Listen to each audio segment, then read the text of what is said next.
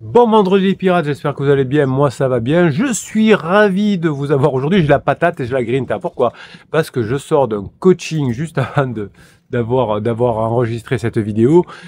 Un coaching retrouvailles. Alors on les appelle les coachings retrouvailles, mais ce sont aussi des coachings qu'on appelle contrat de couple, c'est-à-dire quand c'est avec les deux membres du couple qui se retrouvent et qui souhaitent faire une forme de contrat moral, hein, et je les aide à ça pour savoir quels sont les besoins l'un de l'autre, parce que quand vous êtes que tous les deux, des fois on n'y arrive pas bien. Eh bien là, c'était bon.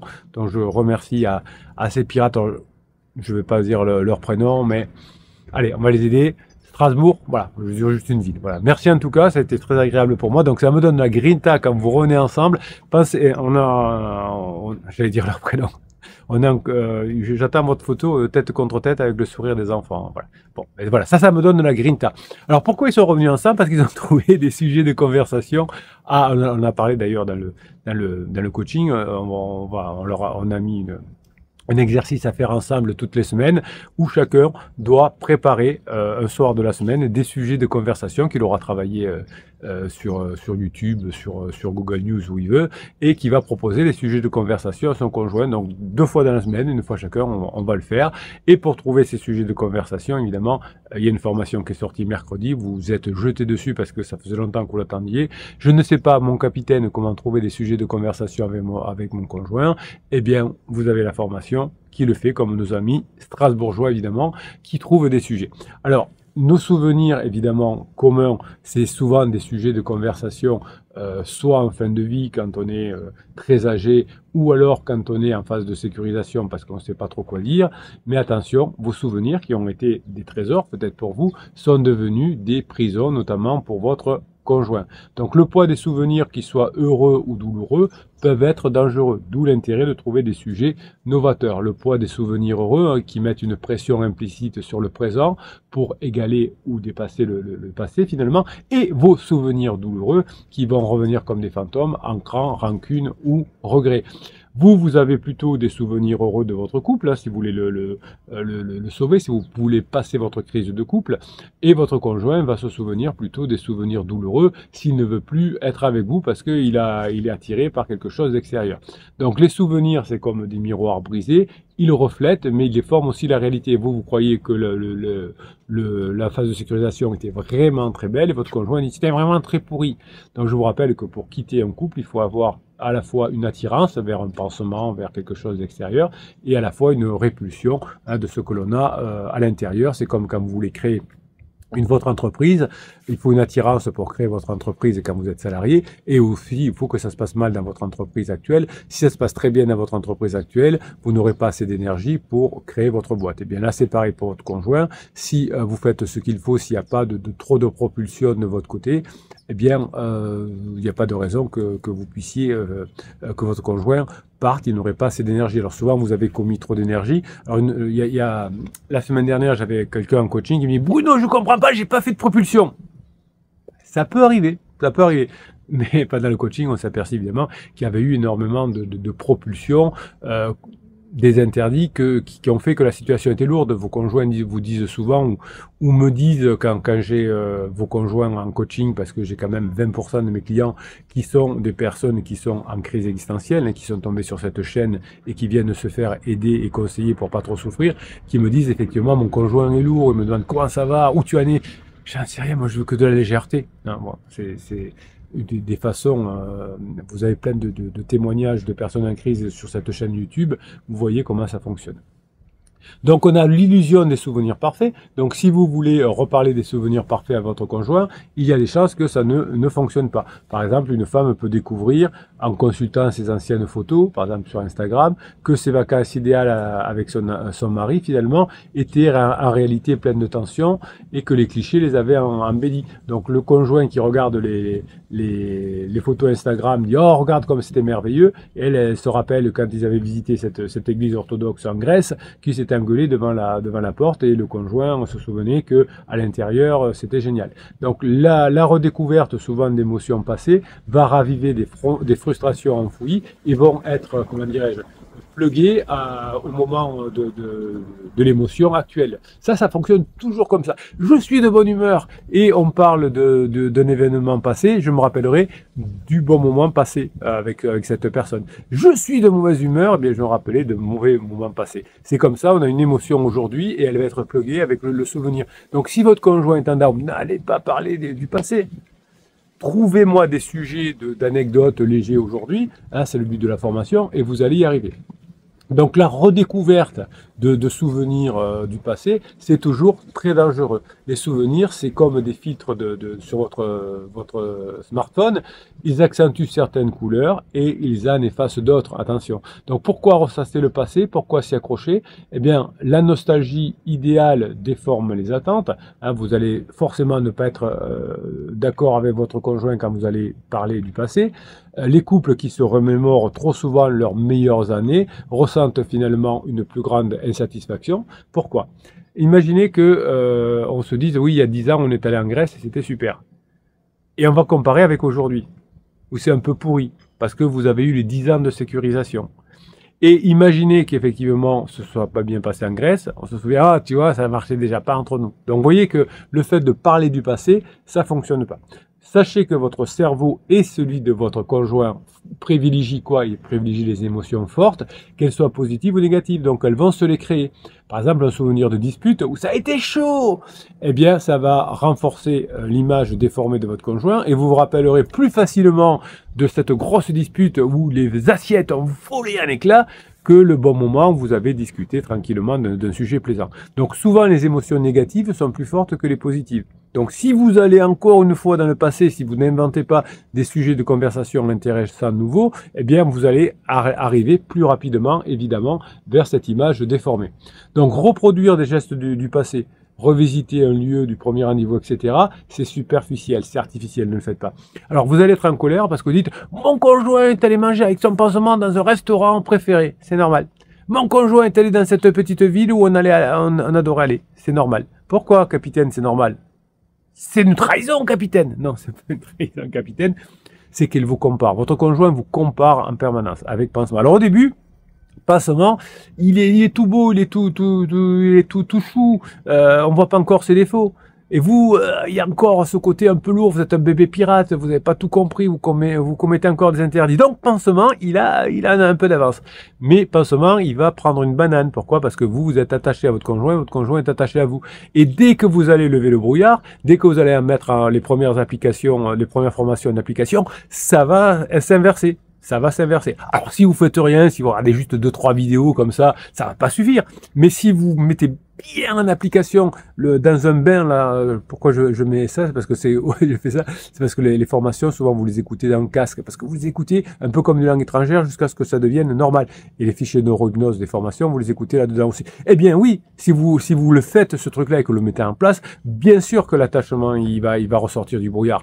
Il faut pas faire un petit peu. Hein. Je me suis un petit peu amélioré, j'ai écouté les vidéos du capitaine, j'ai fait 2-3 trucs. Non, c'est les vidéos du capitaine, vous n'avez pas les solutions.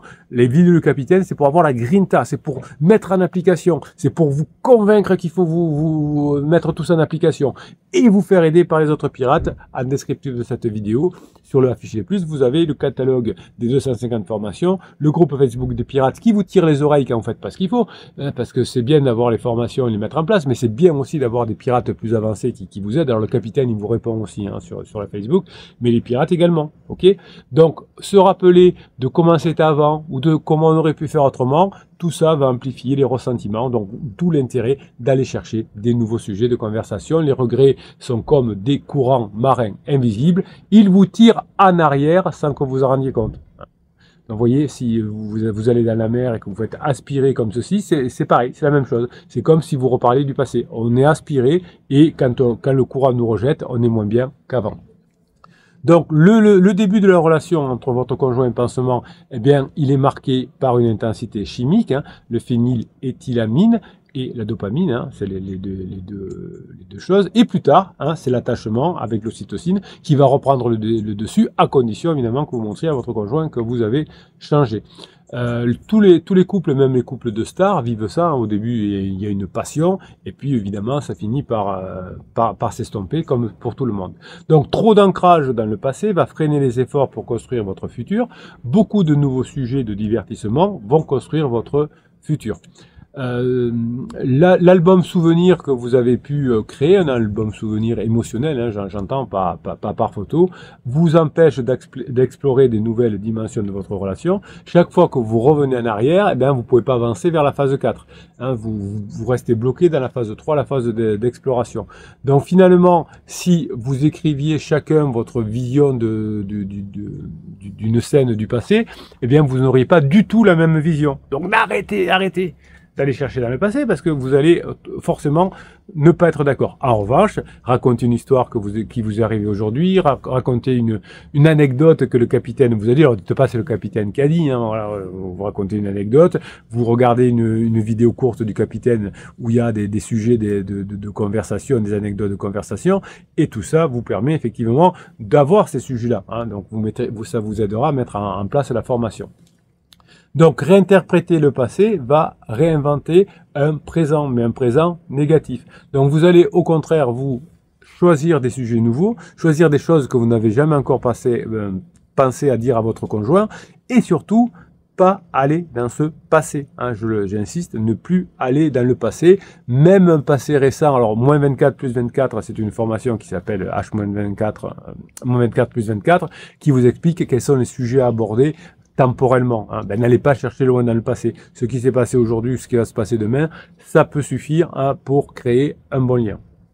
Donc, ce que vous allez apprendre dans la formation, c'est de remplacer des interactions mécaniques. Ça va, comment ça s'est passé aujourd'hui au travail, par des conversations sincères différentes que vous aurez préparées. Vous allez utiliser les distractions pour éviter des discussions sur les frustrations de votre couple, mais les frustrations du métier, avec les enfants, ils sont pénibles en ce moment. Donc n'allez pas me chercher des situations de la vie de tous les jours qui vont entraîner des frustrations, surtout si votre conjoint n'est pas bien actuellement. Vous pensez qu'effectivement un retour en arrière serait possible quand vous êtes un bébé pirate, et maintenant vous avez compris la solution. Je me positionne en phase 4, j'agis en phase 4, comme si j'étais déjà en phase 4, et mon conjoint me répond, me rejoint évidemment. Alors, si vous commencez à faire une thérapie de couple ou quelque chose comme ça, évidemment, ça va retarder le passage en phase 4, car le thérapeute, surtout s'il n'est pas très bon, si c'est un psy de quartier, va vous faire lui-même revenir dans le passé et pas aller dans cette créativité. La créativité, c'est votre antidote au silence du quotidien, au retour vers le passé. La nuit naît souvent d'un manque de nouveauté dans les stimulations cérébrales. Donc, chaque fois que vous n'allez pas aller vers le passé, mais que vous allez vers le futur, vous allez avoir des récompenses de dopamine chez votre conjoint qui sont liées à la découverte. Vous avez compris que la répétition excessive des mêmes schémas va bloquer la libération de la dopamine. Donc chaque fois que vous allez dans des routines du passé, vous allez avoir forcément des conversations qui sont à la fois prévisibles et qui vont devenir pénibles. Vous avez créé un ennui avec votre conjoint, c'est accentué par une surcharge cognitive quand vous parlez du travail, des enfants, etc. Et cette absence de projet commun léger de discussion va amplifier évidemment la monotonie. C'est pour ça que finalement, les souvenirs partagés que vous avez avec votre conjoint aujourd'hui perdent de leur saveur quand ils sont renouvelés, quand on parle du passé et qu'on ne parle pas du présent ou du futur. Le cerveau perçoit les habitudes comme un mode économique qui évite l'effort créatif, dont votre conjoint s'ennuie. Et en revanche, quand il rencontre un pansement ou des pansements, qui sont des personnes qui font la fête, etc., eh bien là, il aura des nouvelles choses chaque jour. Donc, la stagnation, non pour votre conjoint. Le retour en arrière, encore moins dans le passé. Donc, vous allez finalement vous sortir des conflits non résolus parce que c'est du passé, ça se résoudra pas. Et vous allez débloquer une intelligence émotionnelle en allant chercher une émergence d'idées nouvelles. Donc la force de l'attachement de votre conjoint au début ne compense pas l'absence d'échanges enrichissants. Hein. Vous avez une super avance sur votre pansement, mais ça ne vous empêche pas de créer un vent qui va enlever le brouillard qui a été sur l'attachement.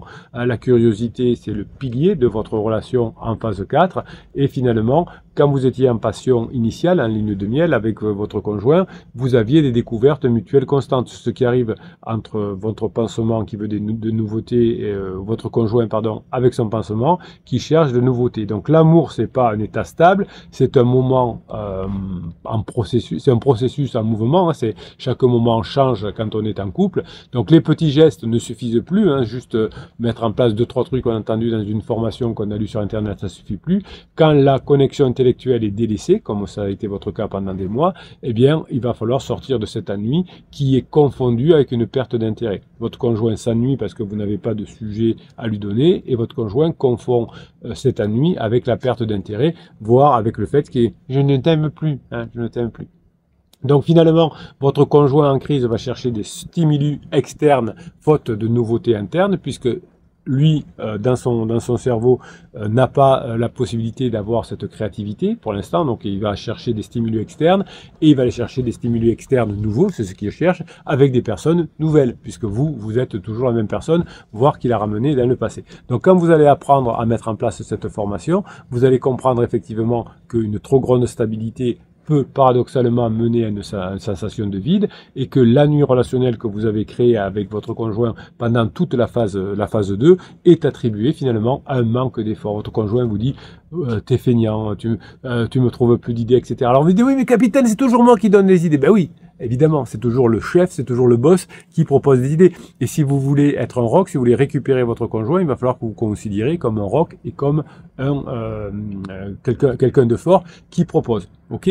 Donc, vous allez sortir de ce truc, oui, mais c'est 50-50, lui aussi, il doit faire, hein, capitaine, hein, c'est toujours moi, ce côté auto-victime. Vous allez passer de ce côté d'auto-victimisation quand vous êtes un bébé pirate au statut d'apprenant. J'apprends maintenant comment il faut que je me comporte, et ensuite je deviens un professeur et j'aide les autres pirates. Les deux parties que vous préférez dans la formation, elles sont à venir. D'abord, répondre à une des questions que je vais aller prendre sur Facebook, et ensuite, le texte que je vous ai écrit ce matin pour vous donner la grinta, un texte d'automotivation qui vient remplacer votre voix intérieure quand elle n'est pas terrible, quand elle est fatiguée. Allez, on commence par répondre à une question. Et aujourd'hui, on va parler de Mademoiselle Pirate qui nous écrit régulièrement sur Facebook pour nous appeler, nous raconter les histoires de avec sa femme. Donc Mademoiselle Pirate et sa femme. Bonjour les pirates et le capitaine. Je suis une rock stable et constante. Oui, c'est bien déjà d'avoir bossé, vous êtes une piratesse au top. Aujourd'hui, l'eau a essayé de faire bouger le rocher avec sa vague, mais le rocher ne bouge pas. Je m'explique. C'est très bien, mademoiselle piratesse, vous êtes une piratesse qui fait que le rocher ne bouge pas. Vous avez des belles métaphores, et ça c'est important, les métaphores également. Criseuse m'a demandé si j'avais signé les papiers pour le Depax. Je suis un rock, j'ai répondu non. En fait, il n'y a pas besoin de signer les papiers pour le Depax. Vous savez que quand quelqu'un est vraiment motivé, il suffit d'aller voir un huissier de justice qui va vous présenter le papier, que vous signez ou pas, ça n'aura pas d'importance entre guillemets, hein, c'est à partir du moment où on fait la procédure, on n'a pas besoin de demander à l'autre de signer les papiers. Donc ça montre que l'épouse l'épouse, on va dire, la conjointe de Mademoiselle Pirate, évidemment, elle aussi n'a pas tellement envie de se séparer, contrairement à ce qu'elle dit. Pour la première fois, sa réaction a été de sourire. Ah, ça y est, Mademoiselle Pirate a compris. Et elle m'a même taquiné en rigolant. Vous voyez que quand on met en place, ça marche.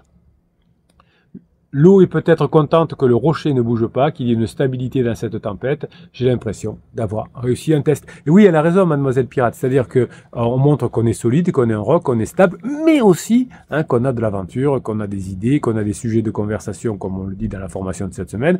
On a besoin des deux, ce divertissement, cette aventure, hein, c'est le même point, et cette stabilité. Donc, vous avez réussi un premier point, Mademoiselle Pirate. Je ne peux que vous féliciter. Oui, vous avez réussi le premier test.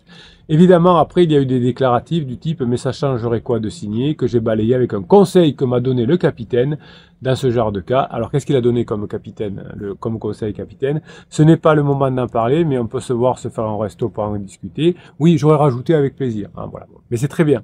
Allez, les moussaillons, on garde le cap. Ben oui, elle a raison.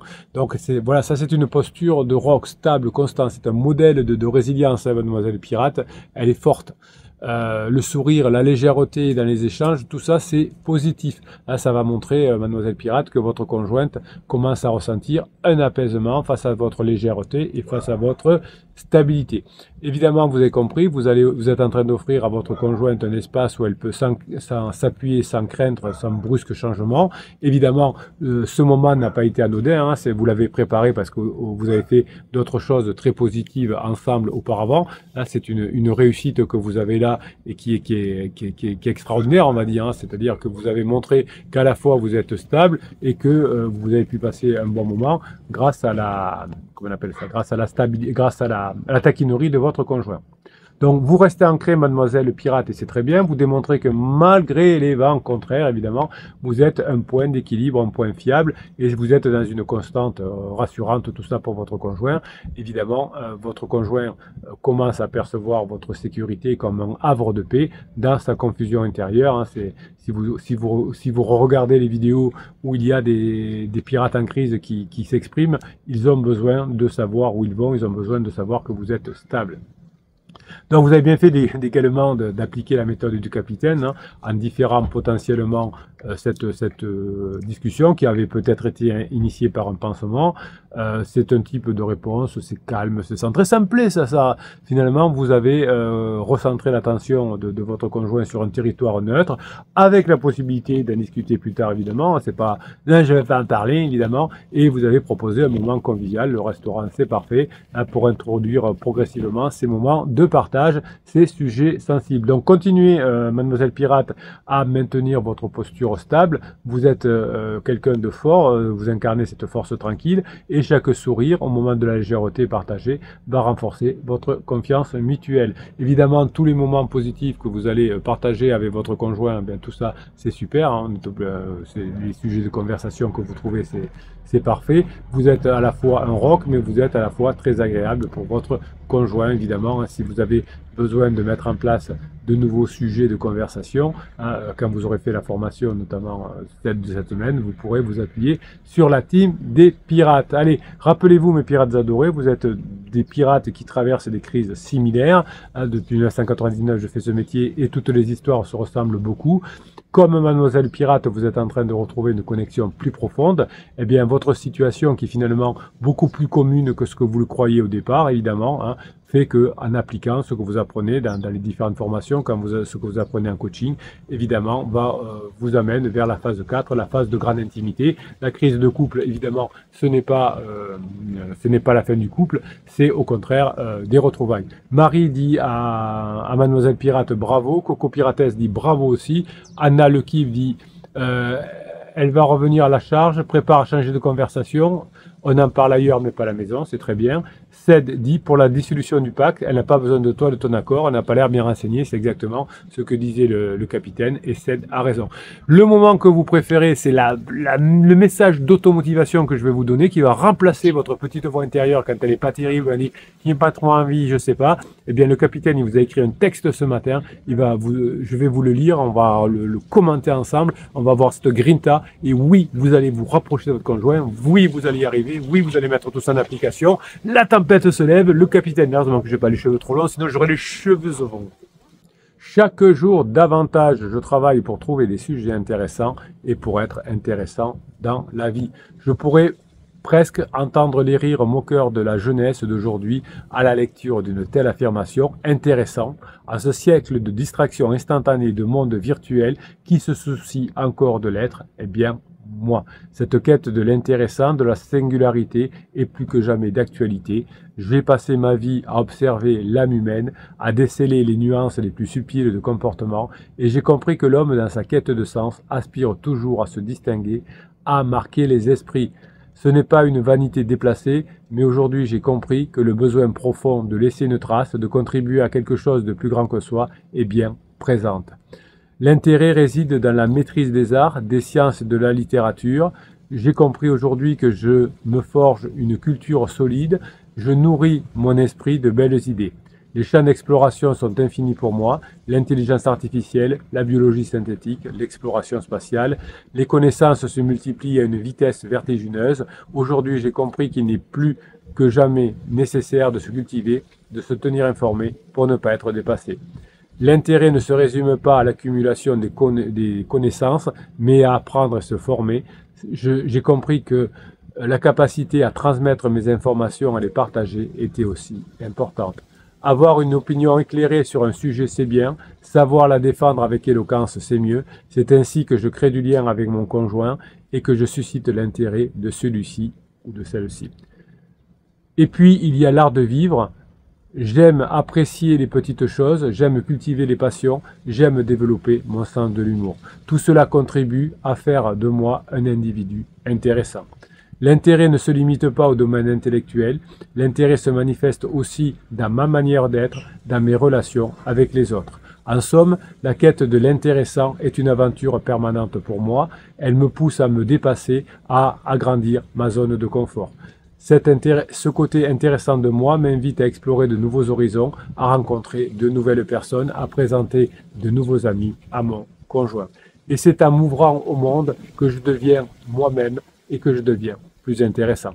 Alors, j'ai bien compris qu'aujourd'hui, il faut que j'aspire à avoir une nouvelle marque. Je ne cesserai jamais d'apprendre, je ne cesserai jamais de me cultiver, je ne cesserai jamais de me remettre en question. Car j'ai compris aujourd'hui, au fur et à mesure des formations, que c'est en travaillant chaque jour que je vais m'améliorer, que je vais devenir l'acteur de ma vie et que, évidemment, je vais avoir une réflexion plus profonde. Je suis un grand observateur, une grande observatrice de la société, de l'âme humaine. Je sais que j'ai compris l'intérêt d'être intéressant pour les autres. Je sais que je vais amener mon conjoint en phase 4. Je sais que je vais y arriver. Je sais que je ne peux pas m'en passer. Chaque jour davantage, je travaille. Chaque jour davantage, je me remets en question. Chaque jour davantage, j'apprends des nouveaux sujets. Voilà, je vous souhaite la journée que vous méritez. Bon vendredi des pirates. Vous me faites régaler dans les coachings actuellement. Vous êtes de plus en plus extraordinaire. Ce que vous avez compris, c'est qu'il vaut mieux faire les formations avant et se faire coacher après parce que vous avez toujours des excellentes questions à me poser pendant le coaching. Et on peut travailler, on peut faire des exercices. Merci pour ce que vous êtes. J'aurai pas mal de choses encore à vous dire, mais on est tous les jours ensemble. Je vous retrouve dans la journée d'ailleurs sur des vidéos courtes, sur des textes, sur le canal Telegram. Le canal Telegram, vous le retrouvez aussi sur l'affiché plus en descriptif de cette vidéo. Et vous savez que si vous cliquez sur le lien qu'il y a en descriptif de cette vidéo, vous pouvez même avoir une formation gratuite. Vous verrez, je vous laisse aller cliquer. Allez, passez la journée que vous méritez, mes pirates adorés. Je vous kiffe. Et le capitaine vous kiffe grave.